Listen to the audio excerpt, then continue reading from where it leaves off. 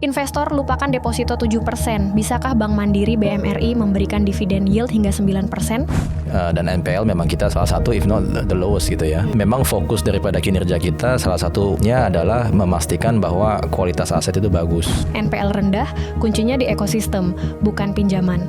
Secara fee income-nya Livin, angkanya bisa double. Net profit-nya Livin tuh mungkin bisa ditandingi dengan bank buku sekian gitu misalnya atau Mandiri versus bank digital, kunci Mandiri adalah kenyamanan dan dana murah.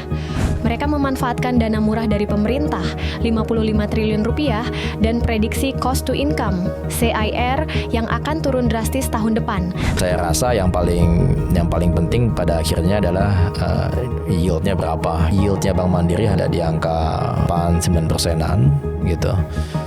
Strategi wholesale hingga live-in power. Tonton selengkapnya di Cuan Talks di YouTube Ajaib.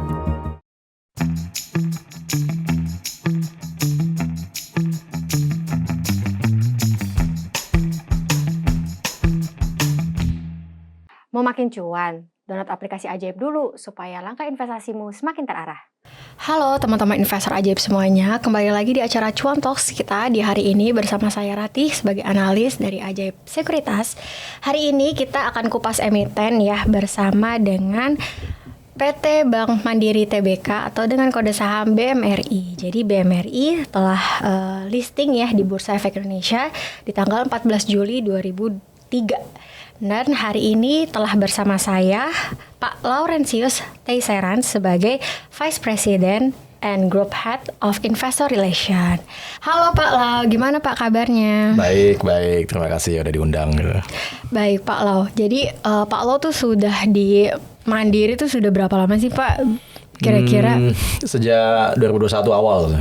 Jadi 4 jalan 5 lah, udah lagi 5 tahun. Memang di banking ya Pak ya sebelumnya ya? Lama maksudnya? Di banking, ya sebelumnya kan di sell side juga sebenarnya ya. Waduh. Sempat di, tapi mostly sektor yang di cover ya banking lah. Gitu. Jadi Pak Lau ya teman-temannya sebagai Investor Relation ya Pak ya, Group Head Investor Relation dari Bank Mandiri. Hari ini kita akan ya kupas terkait dengan transformasi digital Bank Mandiri dan juga kinerja Bank Mandiri dan juga pastinya prospek Bank Mandiri ya di tahun depan dan juga sampai di akhir tahun ini ya 2025.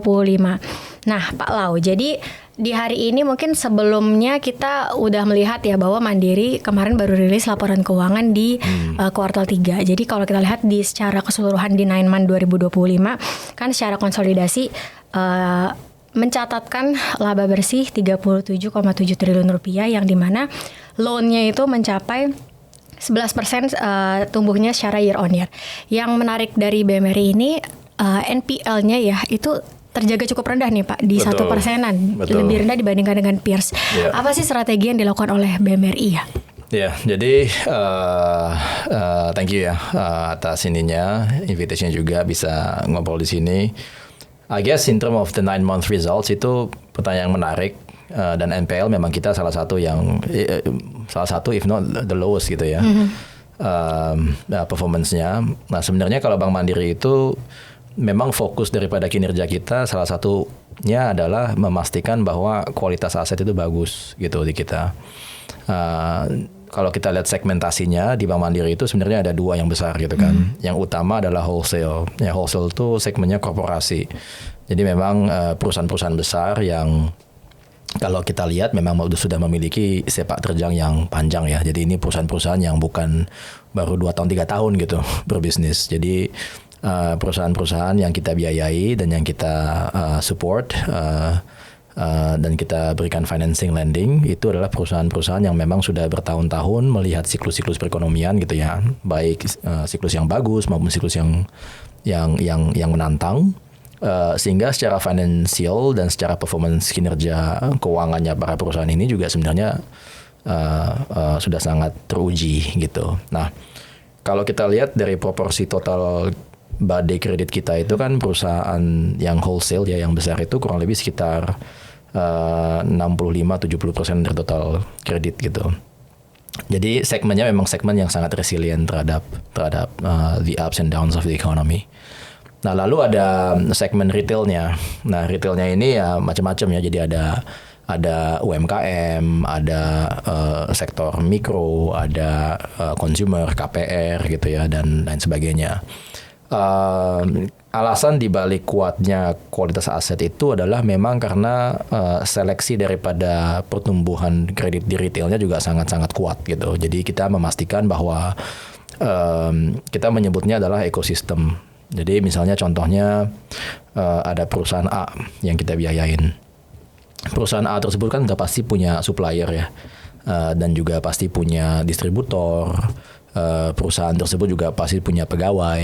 Nah, pada saat kita kasih KPR, pada saat kita memberikan pinjaman UMKM, nah kita pastikan bahwa memang pertumbuhan daripada segmen tersebut itu melalui ekosistem daripada si perusahaan A tadi, gitu.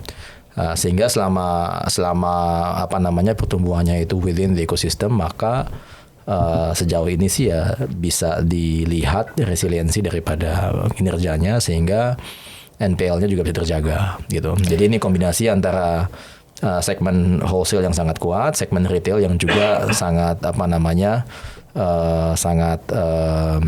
ecosystem driven gitu ya, growth-nya yang membuat NPL-nya rendah gitu sih. Sebelum lanjut, tap link di deskripsi. Baik, jadi itu untuk strategi BMRI menjaga kualitas aset ya, tadi berupa NPL yang rendah gitu ya. Betul. Pak Lau ya, dibandingkan dengan peers gitu kan ya Pak. Betul. Berarti integrating ini ya Pak ya, ekosistem ini yang memberikan fondasi. Iya, betul. Saya rasa itu sangat penting karena memang salah satu hal yang paling challenging yang juga dialami oleh berbagai lembaga keuangan ya, baik itu yang besar seperti perbankan maupun P2P kan, kita semua sama-sama ketahui bahwa tidak semudah itu kita simply kasih pinjaman dan balik duitnya gitu kan banyak lembaga-lembaga keuangan lainnya yang mencoba, tapi memang kualitas aset ya, NPL yang tinggi menjadi tantangan gitu. Nah, jadi kita memang harus memiliki our own strategy untuk memastikan bahwa kita bisa masuk ke segmen tersebut gitu ya, mendukung perekonomian juga melalui cara tersebut, tapi juga bersifat berkelanjutan dengan memastikan bahwa kualitas asetnya dan tingkat pengembalian pinjamannya juga tinggi gitu. Baik, itu terkait dengan NPL. Nah, tadi Pak Lau sempat mention juga kan ya, segmennya lebih ke wholesale tadi ya Pak ya, untuk yang paling banyak lah ya, untuk ya, memang Mandiri dari awal kan adalah bank yang utamanya memang di wholesale ya, gitu. Kurang lebih 60-40 lah, 60-65, 40-35 gitu komposisinya, gitu. Nah, kira-kira yield-nya tuh yang paling besar untuk kreditnya tuh di mana sih Pak? Di wholesale kah, di consumer kah, UMKM kah, SMI misalnya? Kalau yield itu kan harga itu kan salah satu pembentuknya adalah harga jual sebuah barang itu salah satu pembentuknya adalah faktor bahan bakunya kan gitu. Ya. Kita jualan sesuatu, kalau bahan bakunya untuk membuat barang tersebut adalah 100.000, pasti kita jualannya maunya 150.000 gitu kan ya, jadi lebih tinggi. Nah, sebenarnya konsep yang sama juga berlaku di sini gitu. Kebetulan kalau misalnya kita bicara segmentasi, resiko atas segmen yang lebih besar gitu ya, kayak misalnya korporasi gitu, tendensinya lebih rendah daripada resiko kalau misalnya kita ke segmen yang lebih kecil ya, secara ticket size gitu. Jadi ada faktor credit risk yang perlu diperhatikan di situ, di mana segmen retail biasanya lebih tinggi. Lalu ada faktor operasional juga gitu. Kalau misalnya korporasi kan, ya ibaratnya RM-nya cukup satu, pegawai nggak usah banyak-banyak gitu ya, cabang nggak usah banyak-banyak, sekali akuisisi bisa berapa puluh miliar, berapa ratus miliar gitu kan. Nah, sedangkan kalau misalnya kita mau mengerjakan yang ticket size lebih kecil kayak KPR atau mikro dan lain sebagainya, operationally pasti lebih costly jauh lebih tinggi gitu. Nah, secara net pokoknya conceptually ya itulah kenapa yield kalau di retail, mau itu retail produktif seperti halnya kredit UMKM, atau retail konsumtif seperti misalnya ya KKB gitu ya, kredit kendaraan bermotor atau KPR gitu, itu pasti lebih tinggi umumnya daripada yield yang ada di korporasi gitu. Nah, kalau yang paling tinggi itu di mana? Kalau di kita mungkin secara umum ya kredit retail yang konsumtif mungkin cukup tinggi ya gitu. Terutama untuk mobil gitu biasanya lebih tinggi. Tergantung juga kalau misalnya mobilnya mobil kendaraan yang second hand gitu misalnya, itu biasanya lebih mahal kreditnya karena risknya juga lebih tinggi. Lalu habis itu kalau misalnya mikro juga kami tinggi gitu ya, mikro juga tinggi, yieldnya relatif lebih tinggi daripada segmen lainnya gitu ya. Di angka 10, 11, 12% gitu. Sedangkan kalau misalnya korporasi, yieldnya itu mungkin di angka sekitar 7%, 6% gitu. Takut ketinggalan momen? Sebelum lanjut video, download aplikasi Ajaib dulu. Baik, jadi pasti kalau yang tinggi resikonya juga besar dan costly juga ya Pak ya? Lebih tinggi resikonya, lebih mahal biaya operasional untuk hal-hal yang bersifat administratifnya gitu ya. Ya. Baik, sekarang kita move ke kebijakan pemerintah gitu dan juga kebijakan moneter dari Bank Indonesia gitu ya. Karena seperti yang kita tahu, Bank Indonesia kan telah menurunkan suku bunga tuh 125 basis point sejak awal tahun ya, di level 4,75% nih saat ini.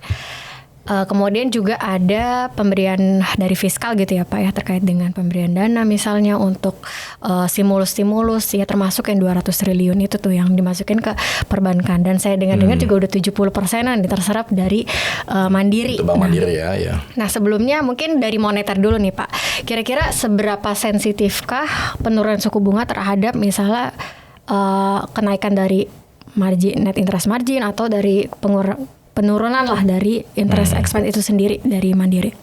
Ya, jadi kalau misalnya kita lihat kan memang net interest margin itu kan ada dua faktor penjelas gitu ya, dependent variable-nya. Jadi yang pertama itu adalah biaya dana atau umum diketahui sebagai cost of fund gitu ya. Lalu juga ada yield atau pendapatan bunganya lah gitu, yieldnya. Nah, kalau kita lihat dari sisi cost of fund, itu biaya dana itu menurut kita terbantu oleh adanya penurunan suku bunga gitu ya, dan juga terutama oleh adanya injeksi likuiditas dari kementerian, dari pemerintah gitu, di mana Bank Mandiri menerima 55 triliun gitu ya. Karena cost of fund daripada injeksi tersebut adalah di bawah 4%. Gitu. Jadi sehingga dengan adanya dana fresh yang kami terima dengan cost of fund yang relatif lebih murah daripada dana yang ada di pasar gitu ya, itu bisa membantu bank untuk menurunkan cost of funds-nya. Nah, kalau cost of funds-nya turun, yield-nya stabil, maka NIM-nya bisa ekspansi. Tetapi dari sisi yield-nya kan juga pasti adjust ke bawah gitu ya. Apalagi Bank Mandiri ini banyak portfolio kita mainly adalah wholesale corporates, di mana yieldnya itu juga benchmark, baik itu benchmark terhadap benchmark yang ada di Indonesia maupun pinjaman-pinjaman yang bersifat dolar gitu ya, yang benchmarknya adalah terhadap benchmark di luar negeri gitu. Nah, kalau secara umum benchmarknya turun ya otomatis pricing daripada loan-nya juga turun gitu. Jadi kalau kita lihatnya sih penurunan suku bunga secara umum itu sifatnya bagus secara makro ya, artinya membantu ekspansi kredit, membuat kredit jauh lebih affordable buat lebih banyak orang gitu. Tapi secara NIM sih kita ngerasa NIM akan lebih ke flattish, di mana penurunan cost of funds-nya itu akan somewhat di offset dengan adanya penurunan daripada yield gitu. Jadi we would say that NIM-nya itu akan mungkin flattish tahun ini dan juga tahun depan bahkan gitu. Baik, jadi kalau misalnya bisa dibilang tadi Pak Lau bilang ya bahwa untuk yang cost of fund yang dari pemerintah tadi ya, dana 55T di 4%.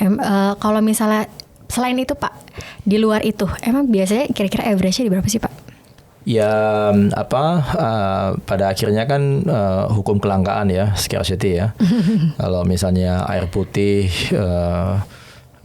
sangat langka ya, satu botol bisa di padang pasir gitu, satu botol mungkin harganya bisa 1 juta gitu kan, 2 juta. Tapi kalau misalnya banyak, sama sebenarnya sama liquidity juga gitu.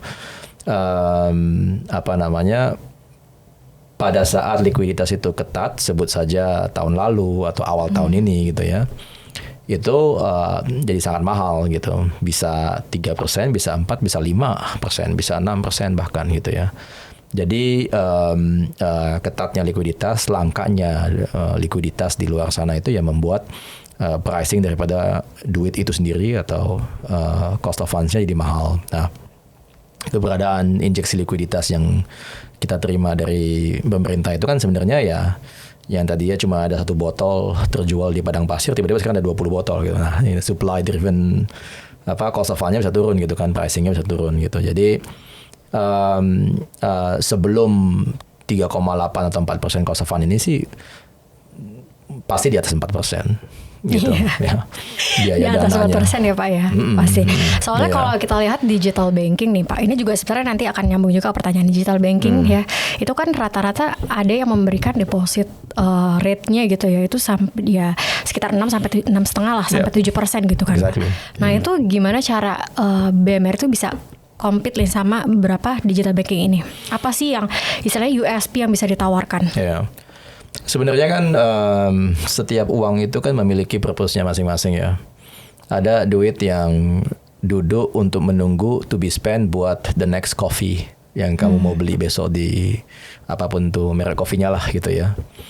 Tapi ada juga uang yang duduk untuk mendapatkan yield setinggi-tingginya gitu. Kalau untuk Bank Mandiri memang fokus daripada dana yang kita inginkan gitu ya, itu adalah dana yang bersifat transaksional. Maksudnya apa? Maksudnya adalah kalau misalnya datangnya dari orang kayak kita gitu ya, oleh saya gitu, ya artinya yang sifatnya adalah untuk transactional consumption. Bahwa besok aku harus bayar listrik, bahwa besok aku harus beli kopi, bahwa lusa saya harus bayar untuk memastikan bensin tercukupi. Itu kan adalah duit-duit atau tabungan-tabungan yang tidak akan saya kunci selama 5 tahun ke depan kan, atau bahkan 3 bulan ke depan gitu, sangat transaksional. Kalau untuk pebisnis ya biaya operasional, untuk gaji karyawan, untuk membayar supplier, untuk membayar pajak gitu ya, atau apapun itu untuk kebutuhan operasional. Nah, Bank Mandiri itu memang lebih fokus ke situ gitu, lebih fokus ke dana-dana yang bersifat transaksional, highly transactional, highly high velocity gitu ya, di mana dana-dana tersebut tidak mencari bunga tinggi gitu. Jangan berbeda dengan misalnya saya gitu ya, kan, misalnya punya return tinggi, punya 10 juta, 2 juta buat transaksional. Yang ini nggak nyari ini bunga tinggi, tapi 8 juta yang mau ditabung untuk masa depan gitu ya. Nah, udah pasti yang mau ditabung ini nyarinya ya 8%, 7% gitu. Jadi itu nomor satu. Nomor satu adalah fokus kita adalah ke transactional franchise-nya itu. Makanya KASA kan sebutannya ya, betul. karena account saving account yang memang murah gitu secara biaya dana. Yang kedua adalah sebenarnya sense of safety. Jadi untuk dana-dana yang ada demi tingginya bunga atau untuk tabungan masa depan gitu ya, pastinya juga ada balance dengan kenyamanan hati orang kan gitu. Kalau misalnya ada seseorang mau menabung duitnya gitu ya, uangnya gitu, ada yang nawarin 18%, belum tentu juga mau, tergantung gitu. Kayaknya yang nawarin 18% juga, iya nih aman nggak nih gitu ya kan. Nah sebenarnya di Bank Mandiri juga ada produk-produk yang misalnya untuk cater ke segmen-segmen yang mencari yield tinggi gitu, kita ada gitu ya. Mungkin nggak sampai 8%, tapi 6 gitu ya, 4%, 5% ada gitu. Nah, perbedaannya apa yang membuat orang di Mandiri tapi bukan di bank-bank lainnya atau di safety-nya gitu. Karena bagi individu-individu tersebut perbedaan 2-3 percentage point, tapi untuk franchise yang jauh lebih besar gitu ya, dan tingkat kesehatan yang jauh lebih tinggi, lebih baik bagi mereka, it's fine gitu. Nah, jadi mungkin kombinasi sih gitu ya. Tapi fokusnya tetap di transactional basis supaya cost of funds-nya bisa murah, supaya competitive advantage pada saat kita mendikte harga dari yield loan-nya juga bisa serendah-rendahnya, supaya kita bisa menopang perekonomian dan juga competitive advantage-nya juga tinggi kalau misalnya kita harus compete sama bank-bank gitu. Karena kan kalau misalnya kamu kasih cost of funds 8%, mau nggak mau kasih pinjamannya harus 15%. Iya, harus tinggi juga ya harus Pak tinggi ya. juga, 20% gitu. Biar lumayan nih NIM-nya nggak kegerus kan. Biar NIM-nya nggak tergerus, tapi kalau misalnya terlalu tinggi juga resikonya tinggi jadinya kan. Betul. Bikin konten dari podcast Ajaib bisa dapat cuan. Yap, ini waktunya kamu ikut Cuan Talks Clippers Challenge. Caranya gampang banget. 1. Ambil cuplikan dari podcast Cuan Talks di YouTube Ajaib Investasi. 2. Edit jadi versi kamu sendiri, boleh kasih teks, subtitle, atau efek keren. 3. Upload ke TikTok, Reels, atau Shorts pakai hashtag Cuan Talks Ajaib. Views kamu sama dengan cuan kamu, dapetin reward sampai Rp300.000 per video. Upload videomu mulai 3 November sampai 7 Desember 2025. Yuk, ikutan sekarang! Nah, kemudian tadi terkait dengan cost of fund yang cukup murah dan juga membantu yang dari pemerintah tadi ya Pak, 55T. Nah, sekarang kalau yang tadi sebenarnya udah dibahas sama Pak Lau ya, bahwa sudah diserap juga dari pemerintah tadi 55T. Kemudian kalau untuk segmennya tuh kemana sih Pak? Sekarang kita ke penyaluran kreditnya nih dari 55T tadi. Ya. Jadi kalau kita lihat memang kita tuh udah menyalurkan sekitar 70%-an lebih gitu ya daripada KDMP tersebut yang kok KDMP sih yang 55 triliun yang injeksi. Secara umum tuh sebenarnya itu across the board sih, nggak ada satu segmen yang spesifik gitu ya. Tapi kalau aku lihat catatan di sini ya kita sektornya ada lebih dari 15 sektor gitu ya. Jadi ada lebih dari 15 sektor.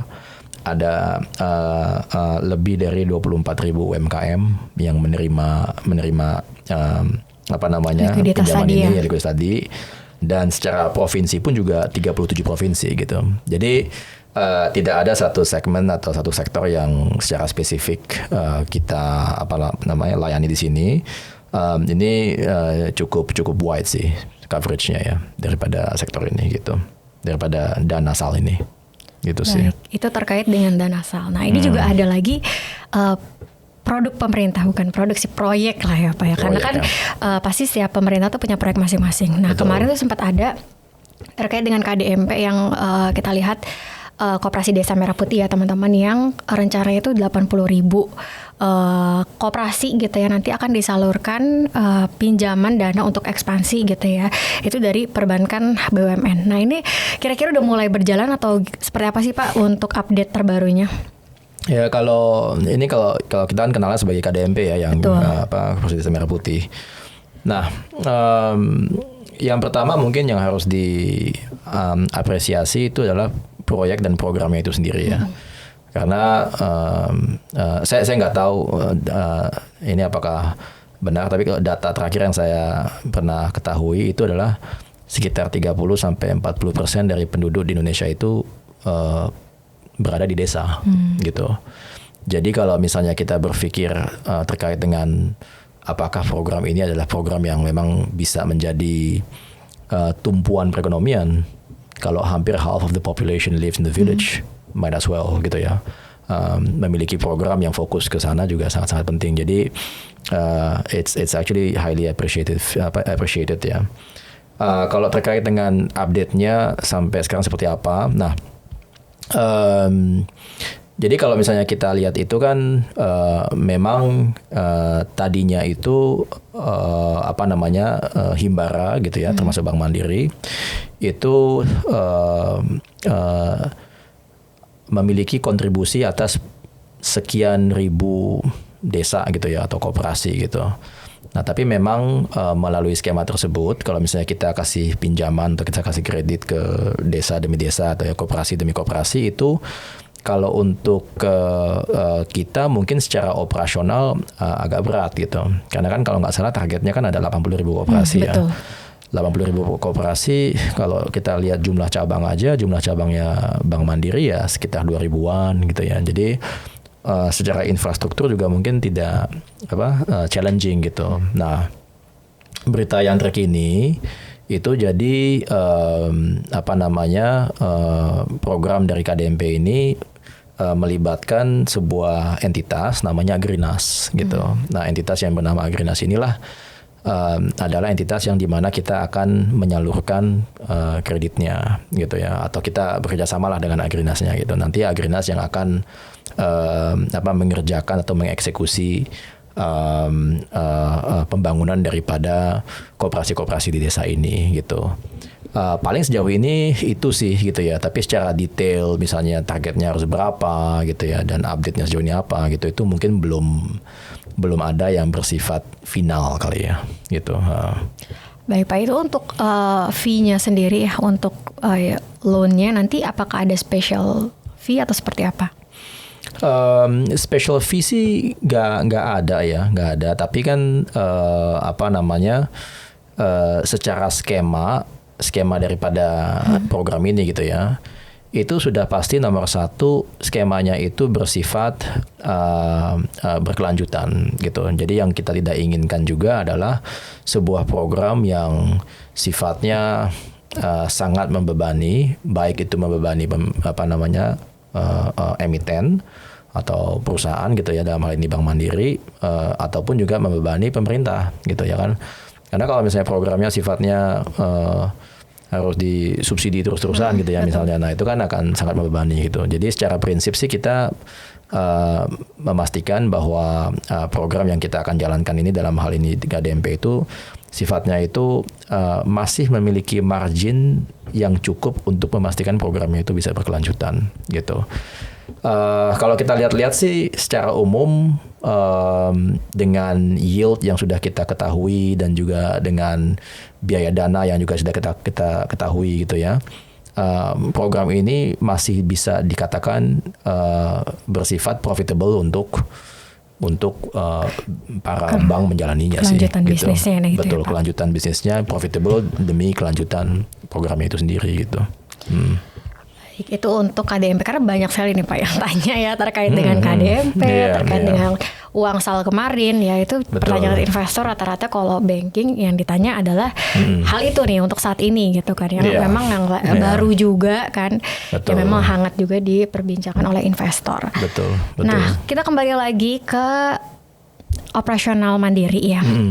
Jadi kalau kita lihat Mandiri itu kan ada kenaikan nih Pak dari cost to income ratio-nya kan ya, karena ada kenaikan OPEX gitu. Kira-kira strategi seperti apa sih Pak untuk menjaga cost to income ratio tetap terjaga lah? Ya, jadi OPEX naik itu kan sebenarnya tidak masalah selama itu produktif OPEX ya, gitu. Jadi kalau misalnya kita meningkatkan OPEX untuk untuk hanya yang sifatnya tidak produktif gitu ya, jalan-jalan ya udah pasti enggak, ya hura-hura ya udah pasti enggak produktif. Tapi kalau misalnya peningkatan OPEX-nya itu sifatnya adalah untuk akuisisi bisnis gitu ya, untuk mempersiapkan tim dalam rangka melakukan ekspansi bisnis gitu, untuk memastikan bahwa infrastruktur IT kita bagus gitu. Menurut hemat kami sih itu justified OPEX gitu. Nah, jadi secara prinsip sebenarnya di tahun 2025 ini kenaikan OPEX itu ya didrive oleh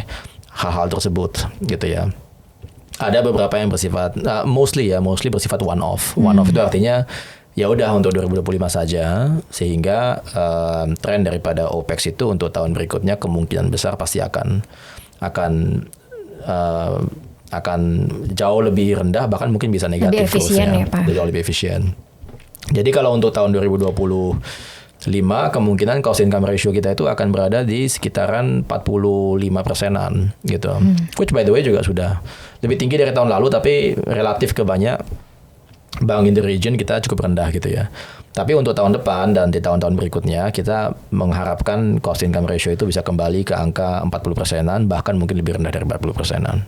Basically. Baik, itu untuk cost to income ratio tadi ya, untuk range maintain-nya tadi di sekitar 40%-an ya Pak ya. Betul. Nah, kemudian ini yang apakah juga jadi pertanyaan sih Pak, kan sekarang kan kita lihat Livin by Mandiri itu kan acquisition-nya lumayan masif ya Pak ya. Betul. Jadi ya kalau kita lihat sekarang tuh udah 35 juta pengguna, ya naiknya udah sekitar 30% year on year. Apakah tadi OPEX itu ya jadi salah satu pengeluarannya itu untuk mengakuisisi nih terkait dengan memperbagus misalnya infrastruktur digital dan sebagainya. Kira-kira seperti apa, Pak? Ya, itu adalah bagian dari gitu ya. Jadi ada banyak penggunaan OPEX-nya, tapi bagian dari penggunaannya ya pastinya buat akuisisi bisnis, dan diantaranya adalah teknologi dan digital capabilities gitu. Tapi memang Livin itu kan salah satu ibaratnya senjata utama Bank Mandiri lah gitu ya dalam dan saya rasa kalau bagi yang sudah pernah menggunakan gitu ya mungkin bisa bertestimoni bahwa memang banyak hal yang diuntungkan lah gitu ya, banyak keuntungannya gitu. Apakah sudah sempurna? Kami percaya bahwa perfection itu mungkin nggak pernah ada gitu ya, selalu there's always room for improvement gitu. Jadi saya rasa sih itu bisa tetap di improve, tapi sejauh ini we're very happy with the results. Dan seperti tadi yang Rati katakan juga, memang udah been bringing business untuk Bank Mandiri itu secara sangat masif gitu ya. Nah, berikutnya Livin juga adalah kontributor fee income yang cukup kuat gitu ya. Jadi melalui Livin kita bisa melakukan ya transfer gitu udah pasti gitu ya. Tapi misalnya top up e-money gitu ya, top up e-wallets dan sebagainya. Kalau kita melakukan transaksi di e-commerce itu setahu saya kalau pakai bank lain tuh untuk check out dan bayar mungkin harus pencet 1, 2, 3, 4 kali gitu ya kan supaya bisa. Kalau di Livin check out dari e-commerce A gitu misalnya, buka Livin langsung ada pop up-nya, pencet bayar gitu. Jadi mungkin 2-3 step sudah pembayaran sudah terjadi gitu ya, sudah sukses. Jadi banyak fitur-fitur yang memang dianggap sangat helpful bagi nasabah kita, sehingga ya transaksi tadi itu kan juga salah satu generator of fees ya. Nah itu bisa menjadi kita sebutnya pendapatan non bunga gitu. Itu sih. Baik, berdasarkan di laporan keuangan di 9 month-nya gitu ya Pak Lau ya. Jadi tadi untuk yang pendapatan non bunga ya khususnya dari Livin by Mandiri itu mencapai 40% gitu kan. Berarti itu cukup tinggi juga ya Pak ya. Berarti kedepannya masih akan masif ya Pak. Untuk masifnya masih akan acquisition atau lebih kayak mendevelop di dalam Livin itu sendiri? Dua-duanya sih, dua-duanya. Jadi kita sih ngerasa momentumnya Livin dalam menggalang nasabah gitu ya, mengakuisisi nasabah yang belum bersama Mandiri dan supaya mereka bisa buka Bank Mandiri juga, itu pasti akan tetap berlanjut gitu ya. Dan kalau secara kontribusi biaya pendapatan non bunga ya atau fee income dalam beberapa tahun ke depan kita malah merasa Livin bisa double dari angka hari ini gitu. Jadi apapun angka yang sudah kita publikasikan ya secara fee income-nya Livin sejauh ini dalam beberapa tahunnya juga mungkin ya 2 tahun gitu ya, 3 tahun nggak yang lama-lama banget gitu. Makanya angkanya bisa double gitu. Baik. Dari gitu. fee based income tadi ya Pak ya. Dari fee based income gitu. Jadi Livin bahkan kalau kita lihat net profitnya kalau misalnya Livin adalah sebuah perusahaan tersendiri gitu ya, net profitnya Livin tuh mungkin bisa ditandingi dengan digital bank banking. buku sekian gitu atau digital banking yang mungkin lagi happening ya Pak ya sekarang betul ya. gitu. Jadi it's a powerful digital capabilities ya Livin. Ada update nggak Pak di next year mungkin apakah ada inovasi lain di digital banking misalnya dari Mandiri? Jawabannya adalah mungkin lebih ke ini ya, lebih ke expansion ya gitu. Karena kalau kita lihat kan sebenarnya secara technological capability sudah di depan lah gitu ya, sudah bagus gitu. Tapi lebih ke at the end of the day lebih ke nomor 1 adalah expansion. Jadi punya produk yang bagus, tapi kalau dipakai oleh 100 orang kalau bisa 1000 sayang gitu kan. Jangan kita mau expand ke lebih banyak lagi gitu kan ininya nasabahnya. Biar lebih efisien ya Pak ya. Biar lebih efisien. Terus habis itu nomor 2 juga sudah pasti kita mau memastikan security gitu ya. Karena at the end of the day semakin besar platformnya, semakin banyak penggunanya, ada obligation untuk memastikan bahwa security-nya juga, terutama cyber security ya, itu juga kita harus pastikan bahwa bagus gitu. Nah itu balik lagi ke safety tadi kan gitu. mau ekspansi tapi kalau security-nya nggak dijaga gitu ya, duit nasabah hilang misalnya, itu kan juga masalah gitu ya, kita nggak mau itu. Lalu yang ketiga adalah ya fokus ke produk cross selling kita gitu. Jadi kita di Bank Mandiri itu kan punya banyak produk yang mungkin untuk mendapatkannya atau untuk menggapainya itu masih perlu ke offline channel gitu ya. Nah itu kita mau memastikan bahwa semua di live in, dan bukan hanya semua di live in tapi semua di live in tetapi juga bisa diakses dengan mudah dan baik begitu sih. Baik, kemudian ini adalah pertanyaan sejuta investor sih Pak. Wah, kira-kira 2 juta ya? belasan juta investor. Sejuta. Karena SID kita udah belasan juta Pak di bursa kan. Wah, mantap. Jadi ya kalau misalnya juta. Kalau misalnya bisa dibilang nih Pak, untuk dividen ya Pak, ini biasanya volume dinaikin nih Pak. Kalau udah ngomongin dividen, kan kita lihat Mandiri kan tahun lalu kasih untuk tahun buku 24 ya, itu kan dividen payout ratio-nya di atas 80%. Nah kira-kira untuk tahun buku 25 nih Pak, kira-kira ada nggak sih guidance untuk DPR-nya? Kalau payout sih, ya payout pada akhirnya kan tergantung shareholders decision lah ya, gitu ya. Tapi mungkin put it this way, nomor satu kita secara umum itu melihat bahwa optimal payout ratio itu ya 60%-an gitu ya, hingga 70%-an misalnya payout ratio gitu. Tapi saya rasa yang paling penting pada akhirnya adalah yieldnya berapa gitu ya. Payout ratio mau 100% ya, profitnya turun 80% juga sama aja gitu kan. Jadi kalau menurut saya sih yieldnya Bank Mandiri hari ini, kalau kita lihat menggunakan harga hari ini ya, itu kalau nggak salah ya ada di angka 8-9%-an gitu. Jadi speaking of menabung untuk mendapatkan dividen untuk gitu mendapatkan aset yang bisa mengenerate 8-9% yield, ya saya rasa Mandiri is obviously one of the option ya gitu. Jadi paling itu sih gitu ya. Jadi kita bisa memastikan bahwa dividend yield yang 8-9% itu deliverable gitu untuk investors. Nah, jadi kalau misal tergantung juga teman-teman belinya di mana ya, semakin belinya teman-teman kemarin dapat di bottom lah, makin gede tuh yield dividennya gitu kan ya. Jadi atau jangan belum beli sama takut. sekali gitu kan. Jadi harus beli. Gitu. Langsung ya Pak ya. Iya. Tadi masih dapetin sekitar 8-9% udah di-spill ke sama Pak Lau. Kan beli Iya, di hari ini kita syuting tanggal 17 November gitu kan ya. Itu yieldnya bisa sampai 8-9% ya Pak ya. Betul. Beli apartemen nyewain 5% gitu, 6%.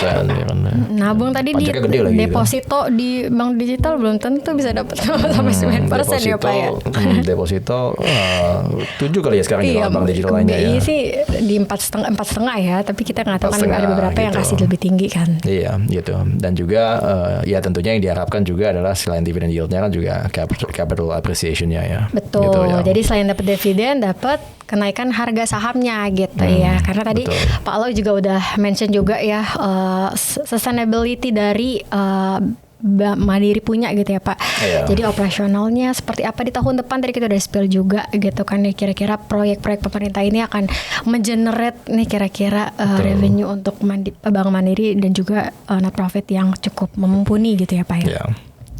Nah, kira-kira itu aja nih Pak Lau untuk di hari ini terkait dengan strategi bisnis Bank Mandiri sampai di akhir tahun dan juga tahun depan 2026. Dan tadi juga ada di-spill terkait dengan dividen. Tetap disclaimer ya teman-teman, sesuaikan sama paparan risiko dan juga sesuaikan tadi sama jangka waktu investasi teman-teman. Sampai jumpa di Cuan Talks bedah emiten selanjutnya. See you. Thank you. Ajaib semua bisa.